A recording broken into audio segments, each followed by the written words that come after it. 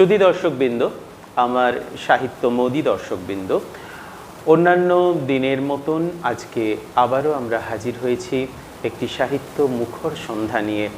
আর সমাজের আনাচে কানাচে অলিতে গলিতে সুস্থ সাহিত্যের প্রসারে, সুস্থ সাহিত্যকে ছড়িয়ে দেওয়ার মতন এই মহৎ কাজটা যে করে আসছে বা যারা করে আসছেন তারা হলেন মুক্ত বাংলার ডিজিটাল প্ল্যাটফর্ম মুক্ত আবহের পুরো টিম। আমরা এর জন্য এই মুক্ত বাংলার ডিজিটাল প্ল্যাটফর্ম মুক্ত আবহকে আন্তরিক কৃতজ্ঞতা জানাই। আজকে প্রথম থেকে শুরু করে শেষ পর্যন্ত আমি থাকছি চিরঞ্জীব ঘোষ, আপনাদের এই যে সাহিত্যের প্রবাহকে সঞ্চালনার মাধ্যমে এগিয়ে নিয়ে যাওয়ার জন্য। শুধু দর্শকবৃন্দ, আমি বুঝতে পারছি এই মুহূর্তে আপনারা অধীর আগ্রহে অপেক্ষা করেছেন আজকের মাননীয় সাহিত্য বন্ধুর সাথে পরিচয় পর্বটুকু সেরে নেওয়ার জন্য। আমরা এই মুহূর্তে আমাদের মধ্যে আমন্ত্রিত হয়ে যাকে পেয়েছি, যারা আমাদের আমন্ত্রণে যে মহান ব্যক্তিত্ব আজকে সাড়া দিয়ে আমাদের স্টুডিও ফ্লোরে এসেছেন, তিনি আর কেউ নন, স্বনামধন্যা লেখিকা কাজল সাহা মহাশয়া। আসুন আমরা অত্যন্ত আন্তরিক উষ্ণতার সাথে, আন্তরিকতার সাথে আজকে মাননীয়া কাজল সাহা মহাশয়াকে এই স্টুডিও ফ্লোরে আমন্ত্রণ জানাই। আপনাকে সুস্বাগতম কাজল। নমস্কার। মুক্ত আবহর সমস্ত কলাকুশলীদের আমার আন্তরিক প্রীতি ও শুভেচ্ছা, এবং আপনাকে জানাই অশেষ ধন্যবাদ এই স্টুডিওতে আমন্ত্রণ করার জন্য। হ্যাঁ, আসলে এই ধন্যবাদের ভাগিদার শুধু আমি একা নই, এটা আমাদের একটা টিম ওয়ার্ক দিদিভাই। আমরা মুক্ত বাংলার যে ডিজিটাল প্ল্যাটফর্ম মুক্ত আবহে সকলে মিলে এই সুস্থ সাহিত্য প্রসারে ব্রতী হয়েছি। আমরা ছড়িয়ে দিচ্ছি তাদের সাহিত্য প্রতিভাকে সমাজের প্রত্যেকটি স্তরে। হ্যাঁ, সেই উদ্দেশ্যকে সফল করতেই আজকে আপনাকে আমন্ত্রণ জানানো এবং আপনাকে এই সুন্দরভাবে আমাদের এই যে মুক্ত বাংলার মুক্ত আবহ স্টুডিও প্ল্যাটফর্ম, সেখানে একটি সাক্ষাৎকার বা আলোচনাতে অংশগ্রহণ করার জন্য আমন্ত্রণ জানানো হয়েছে। আমরা দর্শকবৃন্দ জানি আপনারা যারা ক্যামেরার ওপারে আছেন, আমাদের ঈশ্বর, আমাদের ভগবান, আমাদের আল্লাহ, আন্তরিক ধন্যবাদ জানাই, আন্তরিক কৃতজ্ঞতা জানাই আপনাদেরকেও। কেন কি আপনারাই তো আমাদেরকে সাহস যোগান, আপনারাই তো আমাদেরকে সঠিক পথে এগিয়ে নিয়ে যাওয়ার এই যে কাজটুকু করে থাকেন। আপনাদেরকে অত্যন্ত বিনীত অনুরোধ জানাই যে মুক্ত বাংলার যে ইউটিউব চ্যানেল মুক্ত আবহ, মুক্ত বাংলার মুক্ত আবহের যে ইউটিউব চ্যানেল, আপনারা সকলে আপনাদের পরিচিত বন্ধু বান্ধব আত্মীয় স্বজন সকলকে বলুন এই চ্যানেলটিকে সাবস্ক্রাইব করতে এবং এহেন এত সুন্দর অনুষ্ঠানের সাক্ষী থাকতে। তাহলে আমরা আনন্দিত হই এবং বিশেষ অনুপ্রাণিত হই। মাননীয় সাহিত্য বন্ধু কাজল সাহা মহাশয়, আপনার কাছে প্রথম যে প্রশ্নটাতে আসব, আপনার লেখালেখির জীবন শুরু কবে থেকে? আমার শুরু হয়েছে 15-16-17 বছর বয়স থেকে। ছোট ছোট শিশুদের কবিতা আমি লিখতাম। তারপরে বিভিন্ন কারণে সেটা বন্ধ হয়ে যায়।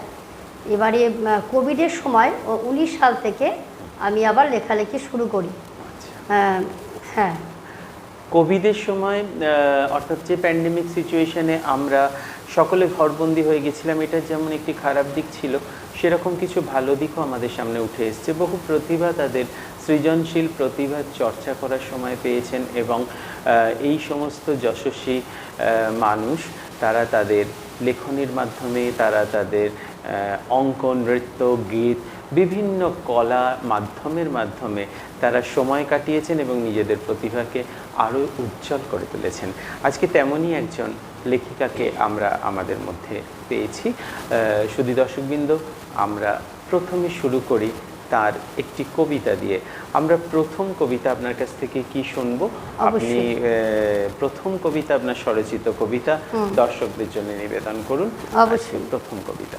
আচ্ছা, আমার শিরোনাম হচ্ছে চুক্তিবদ্ধ। সম্পর্কের মাপকাঠি নিতান্তই ঠুনকো কৃত্রিম। প্রথম অধ্যায়টি বয়ে চলা নদীর স্রোতের টানে ভাসতে থাকা পথ বড্ড মসৃণ। একটা সময়ের পর উঠে আসে নানা ভাবনা চিন্তার বেড়াজাল। সীমানার মধ্য প্রান্তে অবচেতনার উন্মেষ ঘটে, যেটা একটু ভাবায়। ফেলে আসা মিষ্টি মধু স্মৃতি তুলে আগামীতে পাড়ি দেওয়া হয় নানা শর্তে। ঘরকন্যার কাজে বাধ্যতামূলক গণ্ডি থাকে না। সৃজনশীলতা উন্মোচন, শ্রীবৃদ্ধির আশায় মেয়েটিকে চুক্তিতে আবদ্ধ থাকতে হয়। নিজস্ব প্রতিভা, উচ্চাশা সব কিছু জলাঞ্জলি দিয়ে সম্পর্কের মায়াজালে সুসম্পর্কের ভারসাম্য বজায় রাখতে নিজেকে সামিল হতে হয়।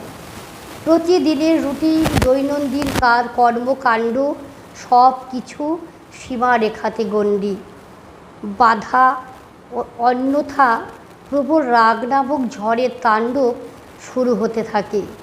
পারতেই হবে, করতেই হবে, নিষ্কৃতি নেই। ভালোবাসার মায়া জালে আষ্টে পিষ্টে অবরুদ্ধ হয়ে অপারগ জীবনে চুক্তিবদ্ধ হওয়া ছাড়া উপায় কি?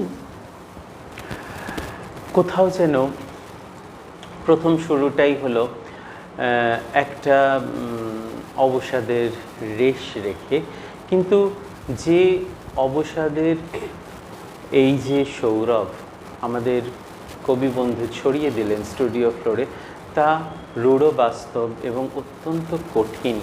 সত্যিই তাই, নারীদের জীবন যেখানে একটা চুক্তিবদ্ধ শব্দটা আমাদের কবি বন্ধু ব্যবহার করলেন, আজকে জন্ম লগ্ন থেকে মৃত্যু পর্যন্ত সত্যি করেই যেন আশেপাশের সমস্ত সম্পর্কগুলোকে ঠিকঠাক রাখার জন্য তাকে ত্যাগ স্বীকার করে যেতে হয়, প্রথম থেকে শুরু করে শেষ পর্যন্ত। দৈনন্দিন একটা কর্মতালিকার মধ্যে নিজেকে বেঁধে ফেলে প্রত্যেকের সুখ দুঃখের খবর রেখে এইভাবে সংসারের ঘানি টানতে টানতে মানুষটি যখন এগিয়ে চলে, তারপরে একটা সময় এসে মনে হয় যে সত্যিই তো আমার সুখ, আমার শখ, আমার আহ্লাদ কোথায় যেন হারিয়ে গেল জীবনের দুর্বিপাকে। এইটাই এমনই সুন্দর একটা বার্তা আমাদের কবি বন্ধু রাখলেন। কি আমি কি ভুল বললাম? একদমই তাই, ভীষণ সুন্দর, এখন নারীবাদের জন্য প্রয়োজনীয় একটি বার্তা। তবে একটা কথা, আমরা কি এভাবেই থাকবো? না, কখনোই না। তার জন্য যদি বিদ্রোহের দরকার হয় তাতে আছি, এবং আমরা পুরুষ সমাজও মানবিকতার খাতিরে শুধু নারী পুরুষ হিসেবে নয়, মানুষ হিসেবেও এমন নারীদের পাশে আছি যারা সত্যিকারের একটা মুক্তি চান, যাদের নিয়েই আমরা সকলে মিলে বলতে পারি আমার মুক্তি আলোয় আলোয় এই আকাশে। শুধু দর্শকবৃন্দ, আপনাদের পরবর্তী কবিতাতে নিয়ে আসি। এত সুন্দর সুন্দর কবিতা আমি জানি যে আজকে আমাদের কবি বন্ধু তার বিভিন্ন স্বাদের কবিতার ঝাঁপি নিয়ে আমাদের কাছে হাজির হয়েছেন, এবং তার কবিতার ঝাঁপি দিয়ে তার সাহিত্য সৃষ্টির যে রত্ন ছড়িয়ে দেবেন আমাদের স্টুডিও ফ্লোরে, এবং তাতে আমরা উদ্ভাসিত হব। তো এমনই দেখি আরও কি বিভিন্ন স্বাদের কবিতা আমাদের কবি বন্ধু এনেছে, শুনে নিই। আমরা চলে আসি দ্বিতীয় কবিতা। একটা শিশুদের নিয়ে কবিতা পাঠ করছি। কবিতা পথ শিশু। আমার সকাল বস্তা কাঁধে, দিনের শেষে আধার নামে, আমার মাথায় নেই কো দালান, ফুটপাতি হয় বাসস্থান। বাবার ঠিকানা আজও অজানা, জন্ম দিয়েই মা চলে যান। ঝোলা কাঁধে বইছি কাগজ, ভাঙা চূড়া শিশি, বিক্রি করে তাতে মেলে আধখানা শিকি। নতুন বইয়ের গন্ধ পাইনি আমি কভু, ছেঁড়া বইয়ের গন্ধ, ছেঁড়া বইয়ের বোঝা বইছি, তাতেই আমি খুশি। ফুটপাতে পড়ে থাকা খাবার জোটে আধপেটা, ক্লান্তিতে পথের ধারে ঘুম এসে উকি মারে। শীতের রাতে নাইবা মেলে গায়ে ঢাকা কম্বল, গরমে মশার কামড়, বেজায় উপদ্রব। পোশাক আমার শত ছিন্ন, জীর্ণ শীর্ণ দেহ, পূজা পর্বে হয়তো মেলে ফুটপাতের ওই জামাই শ্রেয়। পথের ধারে থাকি বলে হলাম পথ শিশু, জন্ম নিয়ে পৃথিবীতে পেলাম না আর কিছু। এক দুরহ শৈশবের যে চিত্র আমাদের কবিবন্ধু আজকে আঁকলেন তার কলম দিয়ে। মাথার উপর ছাদ নেই, ক্ষতি কি? অমলতাস্ত ফুলে ফুলে ভরা ডানা মেলে দেয় এই শিশুর মাথার উপরে, তাই না? শীততাপ নিয়ন্ত্রিত ঘর নেই, ক্ষতি কি?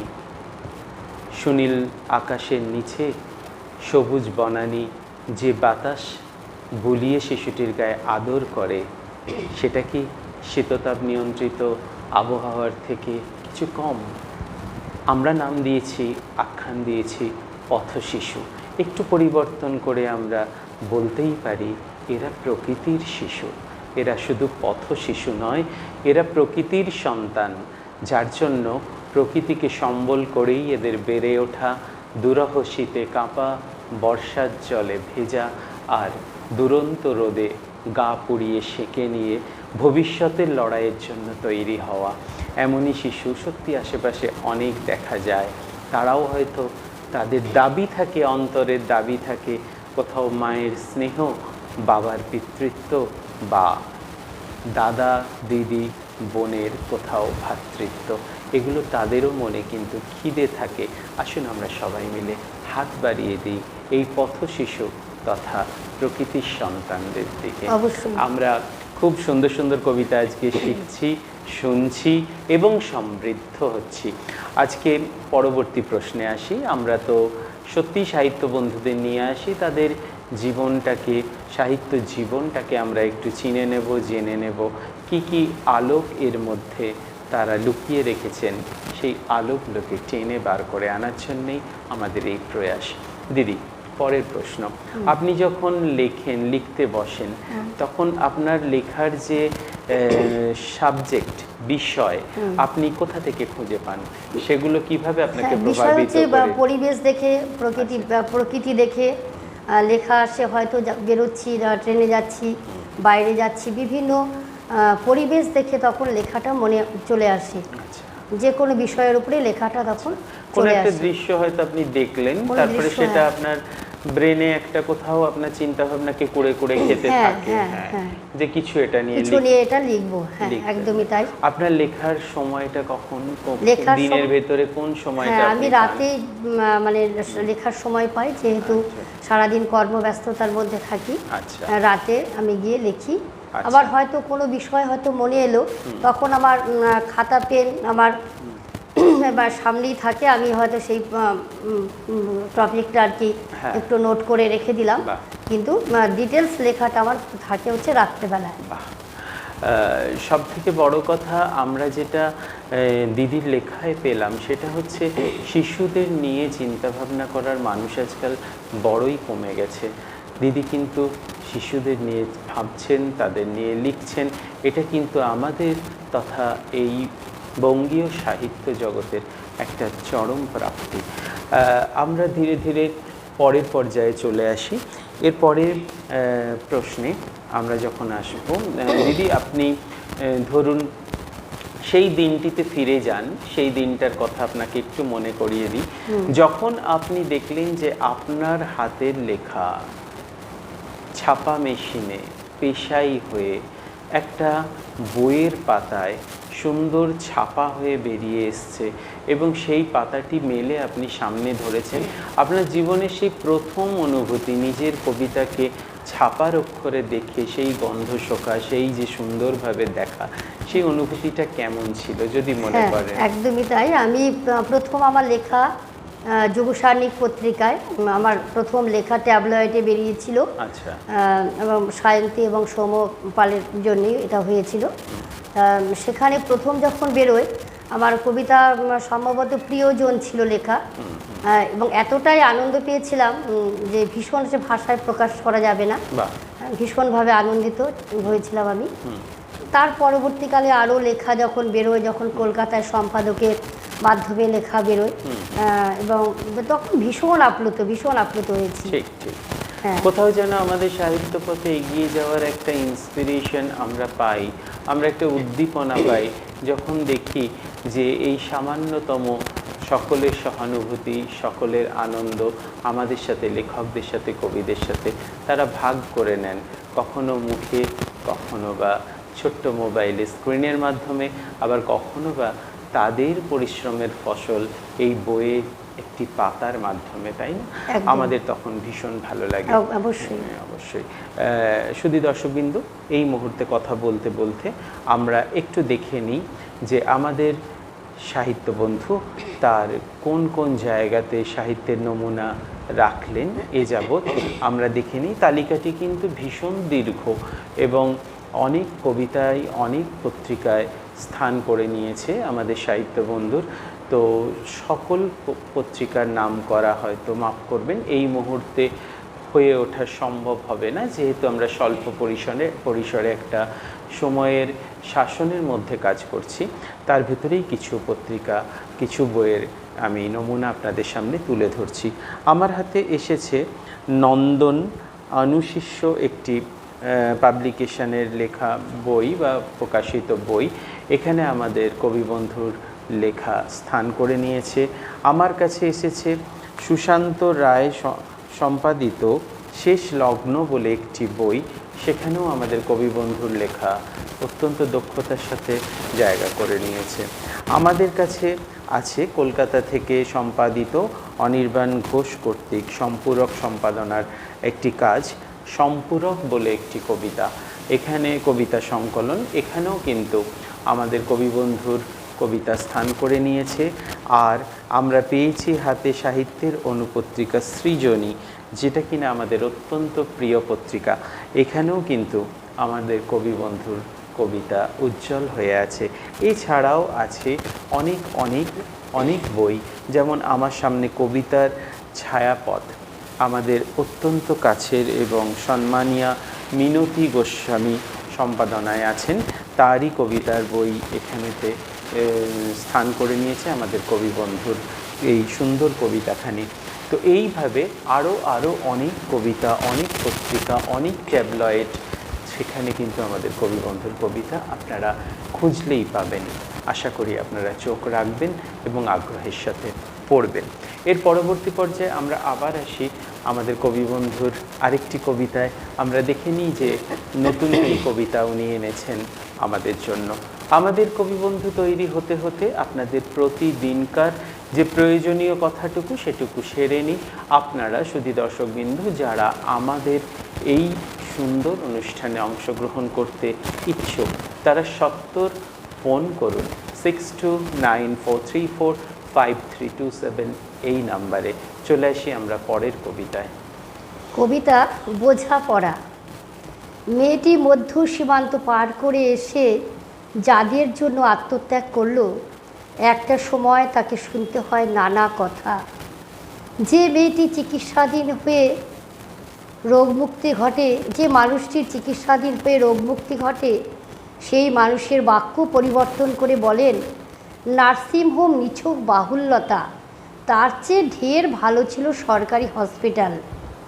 মন আর মুখোশের অবস্থান্তর দেখে হতবাক হওয়া ছাড়া উপায় কি? সংসারের প্রতিটি মানুষের মুখে অন্ন যোগানের দায় ভার কাঁধে নিয়ে শুনতে হয়, কি করো আমাদের জন্য। লড়াই করা মেয়েটি অন্যথা সাহায্যের হাত বাড়িয়ে দিয়ে দুর্নাম নিতে হয় অগোচরে। সমাজের বিশেষ অনুভূতিগুলো আজ সম্পূর্ণ মৃত। একটা সময় মনে হয় চলো কঠিন হয়ে যায়। সরলতার মূল্যবোধ কজন বোঝে? নির্ভেজাল ভালোবাসার অবক্ষয় ঘটে চলছে শুধুমাত্র বোঝাপড়া। অপূর্ব একটি কবিতা। এখানেও কোথাও একটা হতাশার চিত্র, কোথাও একটা অবসাদের চিত্র। মানুষ যে নিজের জীবনটাকে তার পরিবেশের জন্য, তার সংসারের জন্য, তার পরিচিতর জন্য নিঃশেষ করে, পরিমাণে আর কিছু নয়, তার জন্য কি চায় বলুন তো? একটু সহানুভূতি আর একটু আনন্দের কথাবার্তা, সুখের কথাবার্তা, যেগুলো সম্বল করে ওই মানুষটি আবার পরবর্তী পর্যায়ে এগিয়ে যাবে।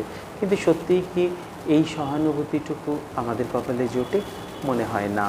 না হলে এত সুন্দর কবিতার সৃষ্টি হয় কি করে।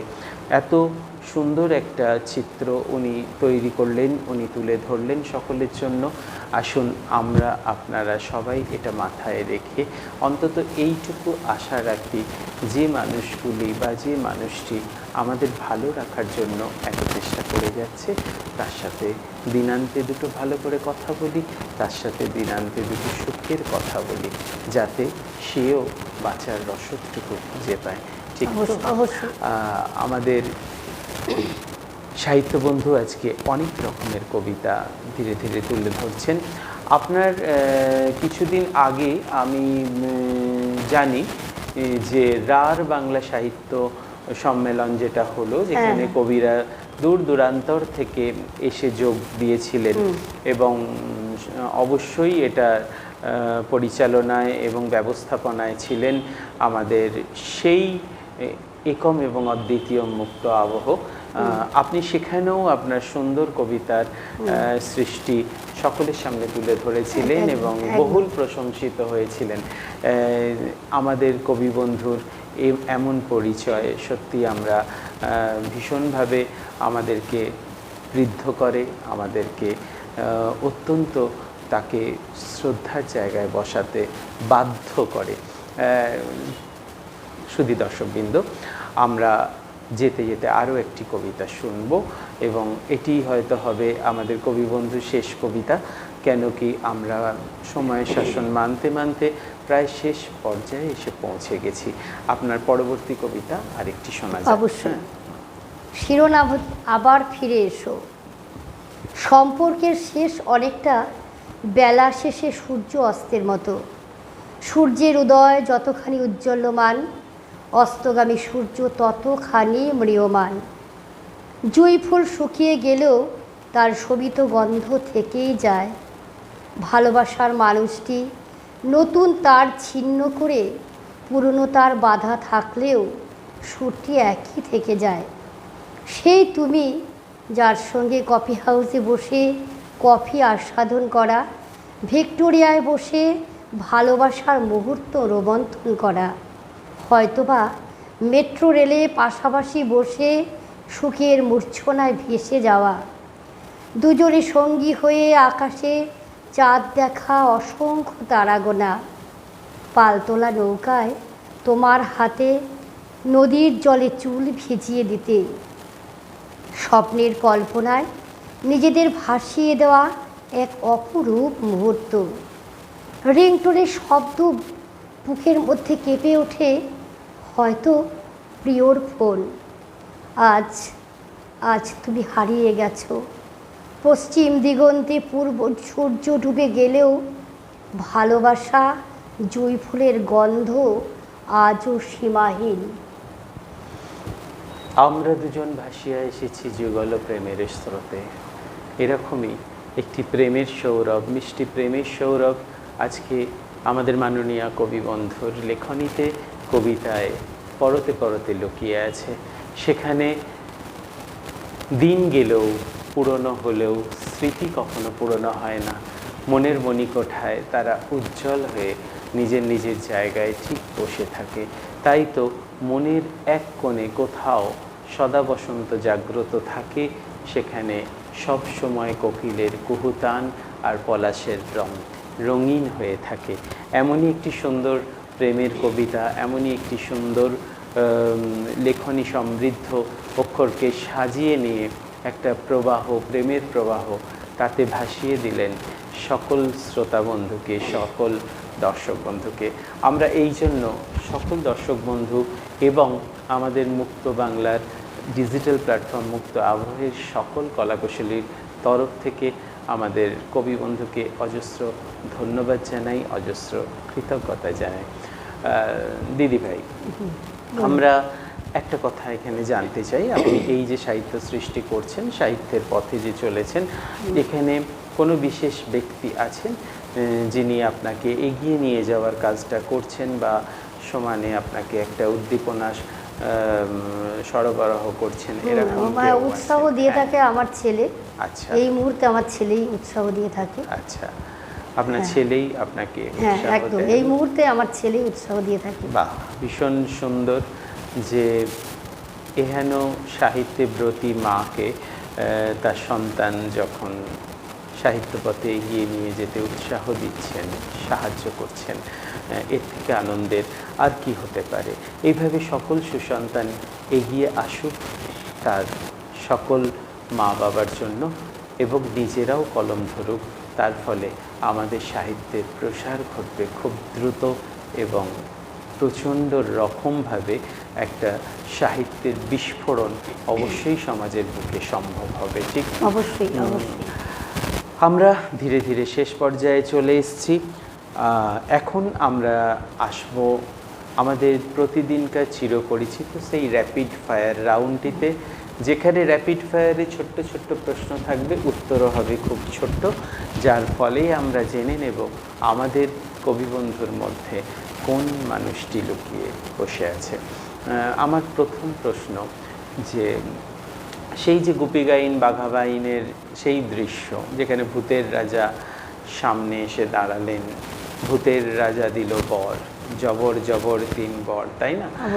এরকমই যদি ভূতের রাজা এসে আপনার সামনে দাঁড়ায়, দিদিভাই আপনি সাহিত্য সংক্রান্ত কোন 3টে বর তার কাছে চেয়ে নেবেন? হ্যাঁ অবশ্যই, আমি হয়তো ঘুমিয়ে আছি, স্বপ্ন দেখছি যে আমার চারিপাশে প্রচুর বই, পাহাড়ের মতো, টাকার মতন একদম উপচে আছে চারিদিকে বই, স্বপ্ন দেখছি। বাহ, এবার সেটা যদি ঘুম থেকে উঠে দেখি সত্যি যে আমার লেখা বই আমি দেখতে পাচ্ছি চারিদিকে, সেটা আমার ভালো লাগবে। বাহ, এটা একটা ভীষণ ভীষণ ভালো চাহিদা এবং ভীষণ ভালো একটা আকাঙ্ক্ষা যে আমার লেখা বইয়ে পৃথিবী ভরে উঠুক, আমার লেখা বইয়ে সকলে বেঁচে থাকুক। আমার দ্বিতীয় প্রশ্ন যেটা হলো যে আপনাকে আপনার কবিতা বা সাহিত্য সৃষ্টির আঙ্গিক হিসেবে, আবহ হিসেবে 3টি সময় আমি দিয়ে দিচ্ছি। একটি হলো গ্রীষ্মের দুপুর, 2টি হলো শীতের সকাল, এবং 3 নম্বর হলো আপনার বর্ষার সন্ধ্যা। আপনি কোনটিকে বেছে নেবেন? বর্ষার সন্ধ্যা। বর্ষার সন্ধ্যা বেছে নেবেন। একদম। 3 নম্বর প্রশ্ন, আপনি গেছেন আন্তর্জাতিক বইমেলা, এটা হোক কলকাতা বইমেলা বা অন্য কোনো আন্তর্জাতিক বইমেলা, আপনি সেখানে গিয়ে প্রথম কোন দিকে এগোবেন? কোনো লিটল ম্যাগাজিনের স্টলের দিকে, না কোনো নামজাদা পত্রিকার সম্পাদনের স্টলের দিকে? লিটল ম্যাগাজিনে যাব। লিটল ম্যাগাজিনের স্টলের দিকেই এগোবেন। এগোবে। আচ্ছা, আর আমার শেষ প্রশ্ন যেটা আপনাকে বলার, যে কোনো চরিত্র, অর্থাৎ আপনি উপন্যাস পড়েছেন, সেই একটি মনপসন্দ কোনো চরিত্র আপনার, তার হয়তো পরিণতিটা ভালো লাগেনি, আপনি যদি সেই কবিকে, সেই লেখককে পেতেন, তাহলে হয়তো বলতেন যে আপনি এসে চরিত্রটাকে পাল্টে দিয়ে পরিণতিটাকে এইভাবে লিখুন, তাহলে সেটা কোন উপন্যাস, কোন চরিত্র? অবশ্যই আমি বলবো শরৎচন্দ্রের দেবদাস, যে শেষ পরিণতিটা এতটাই মানে দুঃখজনক ছিল, করুণ ছিল, সেটা যদি সেটা যদি লেখককে পেতাম তাহলে অবশ্যই সেই মিলনের কথাটা আমি উল্লেখ করতাম। খুব সুন্দর। যেতে যেতে আমাদের সাহিত্য বন্ধুকে প্রত্যেক জনার মতন একটাই অনুরোধ, আপনি এই যে স্টুডিও ফ্লোর থেকে সমাজের জন্য কি বার্তা রেখে যেতে চান, 2-1 কথা একটু বলুন। হ্যাঁ, বার্তা দিতে চাই যে আমাদের যারা গৃহবধূ আছেন, তারা রান্না সংসার নিয়ে যেভাবে ব্যস্ত থাকেন, আমি বলবো তারা প্রতিদিন কলম নিয়ে, খাতা পেন নিয়ে বসুক, 2 লাইন হলেও লিখুক, তাহলে কি হবে, তারা সমাজেরকে কিছু বার্তা দিতে পারবে। আমি এটাই বলবো, যেটা আমিও করি, সময় পেলেই খাতা পেন নিয়ে বসি, এবং সবাইকে, বিশেষ করে মহিলাদের বলবো যে লিখুন, লিখলে ভালো লাগবে, একাকিত্ব কাটবে, ভালো লাগবে। মহিলাদের তরফে বিশেষভাবে ডাক এসেছে আমাদের সাহিত্য বন্ধুর কাছ থেকে এবং গৃহবধূদের কাছ থেকে, যে আপনারা কলমকে তুলুন এবং সাহিত্য চর্চায় মগ্ন হন, সংসারকেও সংসারের মতো এগিয়ে নিয়ে চলুন, সাথে সাথে কিছু সময় বার করুন শুধু সাহিত্যের জন্য, সাহিত্য বিলাসী হন। এটা খুবই সুন্দর ডাক, আশা করি আপনারা শুনবেন এবং এই যে কর্মকাণ্ডে নিশ্চয়ই আপনারা ঝাঁপিয়ে পড়বেন। শুধু দর্শকবৃন্দ, আজকে আমরা শেষ পর্যায়ে চলে এলাম। আমরা আজকে মাননীয়া সাহিত্য বন্ধু কাজল সাহাকে পেয়ে তার সাহিত্য জীবন সম্পর্কে, তার সাহিত্য সৃষ্টি সম্পর্কে যতটুকু পারলাম জেনে নিলাম। অবশ্যই এই জানাই শেষ জানা নয়, আমরা যদি আবারও ভবিষ্যতে কখনো সময় পাই নিশ্চয়ই সাহিত্য বন্ধুকে আবারও আপনাদের সামনে হাজির করব। ততক্ষণ আমরা বিদায় চাইব। ভালো থাকুন, সুস্থ সাহিত্যে থাকুন। শুভরাত্রি।